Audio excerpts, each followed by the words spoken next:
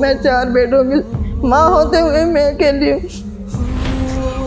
सारी रात कमरे की छत की तरफ देखती रहती थी। जब गर्मियाँ होती मैं बाहर सोती थी तो दीवारों की तरफ देखती रहती थी।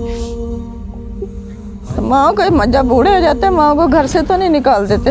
इधर आकर मुझे नींद आनी शुरू हुई है। मैं बिल्कुल नहीं सोती थी। कभी मेरे बेटों ने मुझे फोन नहीं किया था।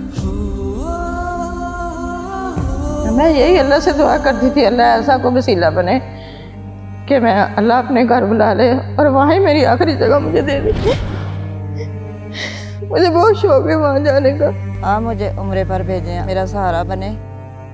अस्सलाम वालेकुम, मेरा नाम परवीन है। मैं ओल्ड होम बिनते फातिमा लाहौर में कई अरसे से रह रही हूँ। मैं कबीर वाला की रहने वाली हूँ। मेरे 4 बेटे हैं। मुझे कोई देखने वाला नहीं था। मेरी वालदा भी बीमार हो गई, उन्हें फालज हो गया, फिर मैं उन्हें संभालती रही। उसके बाद मुझे भी टीबी हो गई, मैं भी बहुत बीमार रही हूँ। फिर मेरी वालदा फौत हो गई, मैं अकेली रह गई। मैं किराए पे रहती थी, मेरा घर भी बिक गया था। मुझे फिर टीबी हो गई, मैं पूरा साल बेड पे रही हूँ। कोई नहीं आया मेरा बेटा, सब ने उन्हें कहा है, सब ने बताया कि आपकी माँ बीमार है, आप जाओ। ये औलादें जो है ये इस तरह सलूक करती हैं। उन्होंने भी कल को माँ बाप बनना है। उन्हें ये नहीं पता कि ये माँ तो जन्नत होती है। तो माँ को जब बूढ़े हो जाते हैं माँ को घर से तो नहीं निकाल देते। मैं अब बूढ़ी हो गई हूँ, अब मुझे बहुत बच्चों की ज़रूरत है, लेकिन बच्चे मेरी तरफ नहीं देखते। बिल्कुल चल फिर नहीं सकती थी, व्हील चेयर पे रही हूँ 6 माह, तो मैं बिल्कुल नहीं चल सकती थी अकेली। फिर मैंने इधर का सहारा लिया। फरजाना माँ और आंसर बाजी को देख के हमें भी हिम्मत आ जाती है कि सब माँओं को संभाल रही हैं। बहुत अच्छा वक्त गुजर रहा है। सुबह हम उठते हैं, फजर की नमाज़ पढ़ते हैं, कुरान पाक पढ़ते हैं। मैं सारी रात रोती रहती थी और तहज्जुद पढ़ती थी। नमाज भी पढ़ते मैं रोती थी और खाना खाते भी मैं रोती रहती थी। हर वक्त मैं इधर आकर मुझे नींद आनी शुरू हुई है। मैं बिल्कुल नहीं सोती थी।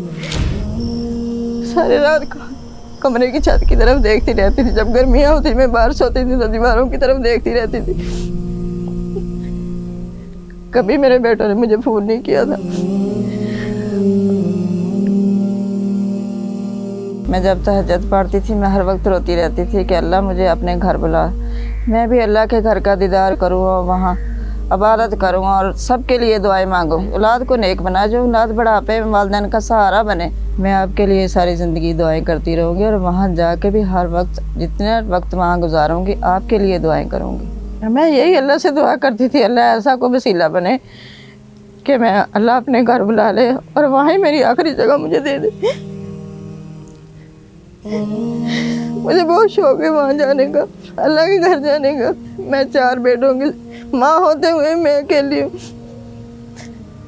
बिनते फातिमा ओल्ड होम, जनवरी सन 2025। उम्रे पे जाने के लिए माँओं के काफ़िले का साथ दें और दुआ में शामिल हों।